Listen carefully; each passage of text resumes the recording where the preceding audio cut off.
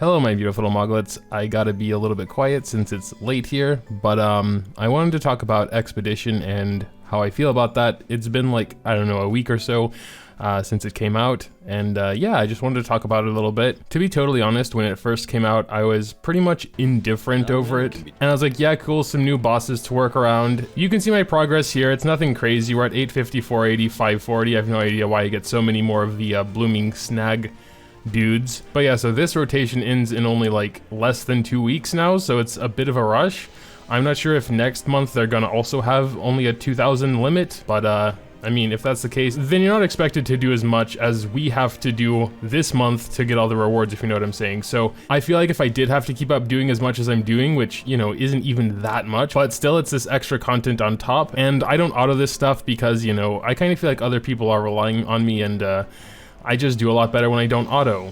These guys are kind of specific. There probably is good auto teams, but I haven't really figured them out yet. Here we did this one. I had to do 2 battles myself because like no one was joining.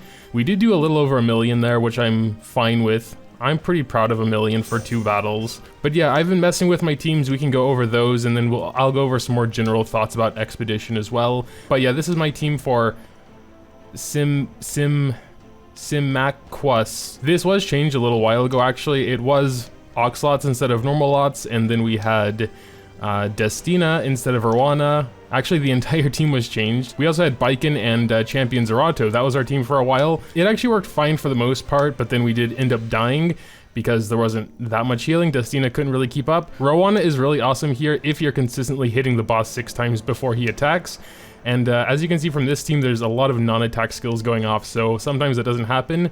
But when he does counterattack, you know, it's an AoE counterattack, Rowana will big heal your team, and she's really nice for that. Bellona's basically just there for damage and defense breaks. Vivian's basically just there for attack buff, and Lots obviously is incredibly important. Oxlots did work too, but obviously not being green, he was at a disadvantage. I did have to invest a few Mulgores into normal Lux because I didn't have, you know, his skills raised.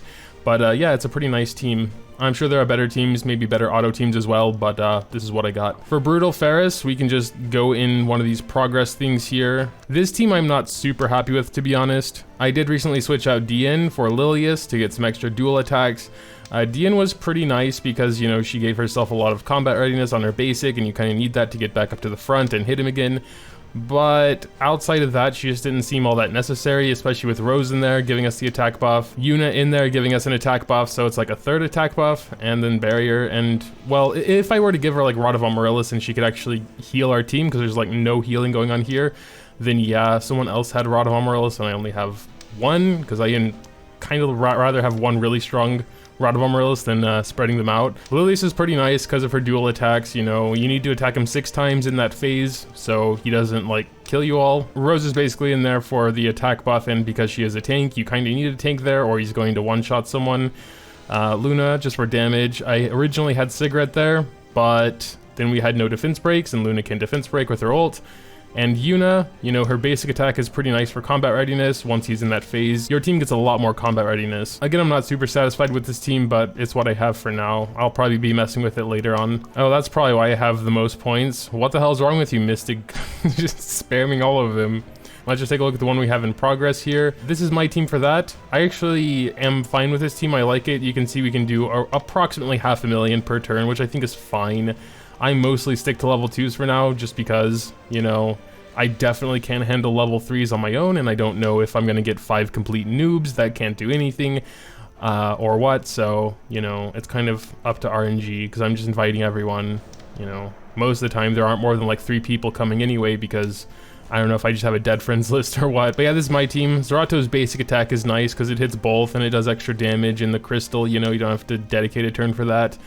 Lilius is nice with her AoE and her dual attacks. Raz, obviously, you know, he's fire. Cameron's mainly there for a bit of healing. Her AoE basic when she's transformed, you know, triggers also dual attack from Shermia. Shermia has the double hit thing. Shermia does a little bit less than I was hoping, even when she does double hit, because, you know, she's single target and the boss takes extra damage from AoE.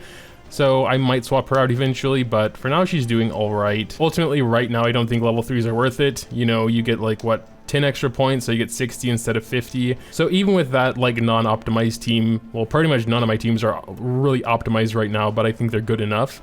for level 2. We'll cross level 3 when we get there. Because you can see, like, you know, this person, there's less than 4 hours left. I haven't bothered entering because, I mean, I can see what they have done on level 3.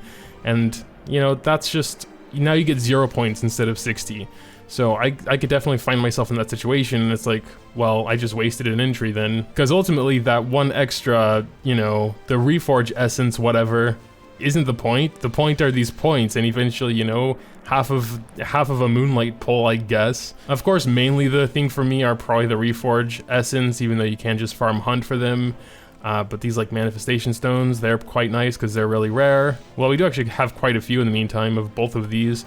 But you know, like none of this because we're not farming anything but Wyvern pretty much. So, I mean, it's nice.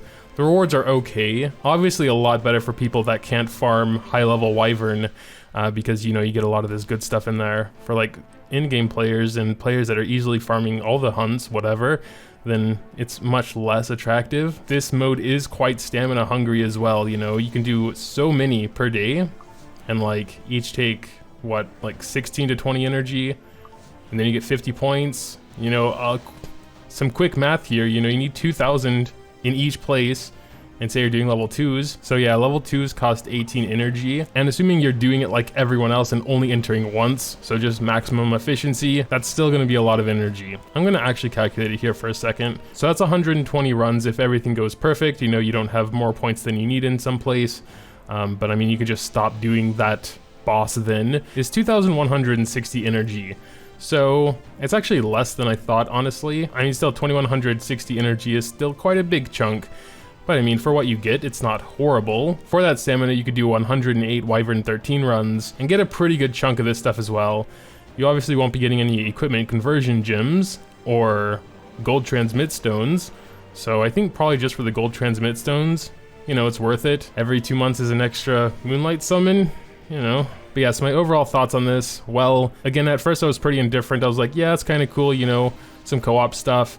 As I played it more, I kind of started to enjoy it more because I really started thinking about the bosses, thinking about which units I should take, you know, strategy, you know, that's what I like. I just feel like very soon I'm going to get burnt out on this. I don't know how many people are just straight up autoing. I think even then it would be kind of exhausting because, you know, you can't like auto repeat anything, obviously, which I think is a big reason why I'm not autoing either, because it's almost like, what's the point? You know, you hit auto and then it's done in 2 minutes, and then like, you know, you have to go press buttons again anyway. So I'd rather not let those other 5 people down by getting a crap score and it not being that convenient anyway, you know what I'm saying? I just feel like I'm going to get burnt out rather quickly on this, even though right now I kind of find it fun. Sort of my competitive nature is coming out, even though it's, you know, co-op stuff, but still, you know, trying to beat their other scores, preferably in one attack because that's efficient.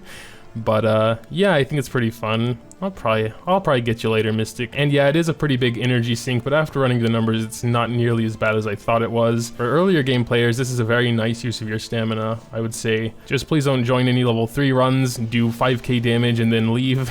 that's pretty messed up. But yeah, I think that's pretty much my thoughts on... An unknown power has brought unrest to the sanctuary. But yeah, I think that's pretty much my thoughts on Expedition. In other news, I've heard some speculation that we're going to be getting Seaside Euphina. I think still right now it's just a rumor. I re-geared my Judge Key set a little bit.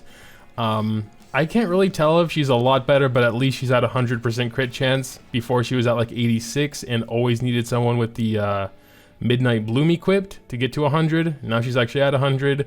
Crit damage is a little low.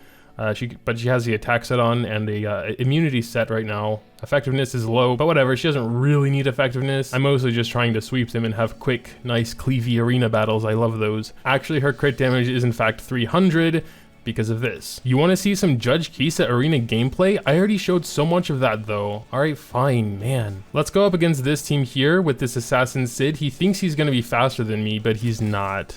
Assassin Sids are slow, dude. They have like, what, base speed of 9? Okay, I'm actually pretty scared. If he takes our souls, we might be screwed. Oxlots, I recently gave Spirit's Breath. That is such a fun artifact, damn. But I think just in case, we're gonna give him Ancient Book back. I believe Cdom also has Ancient Book, so we'll be fine. I assume he will be faster by a long shot, so I'm not even gonna try and put like Shuri in there or whatever. Just going to accept that and hope our Judge Kisa can tank. We'll see. Ooh, oh, he's going after...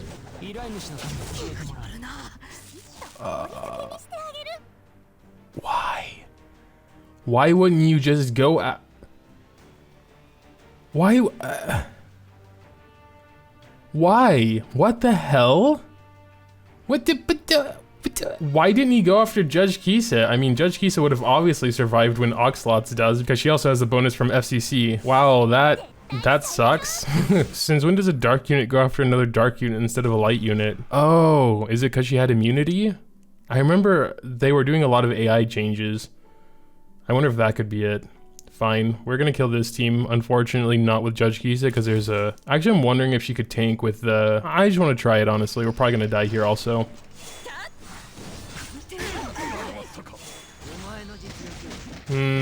Yeah, actually pretty easily.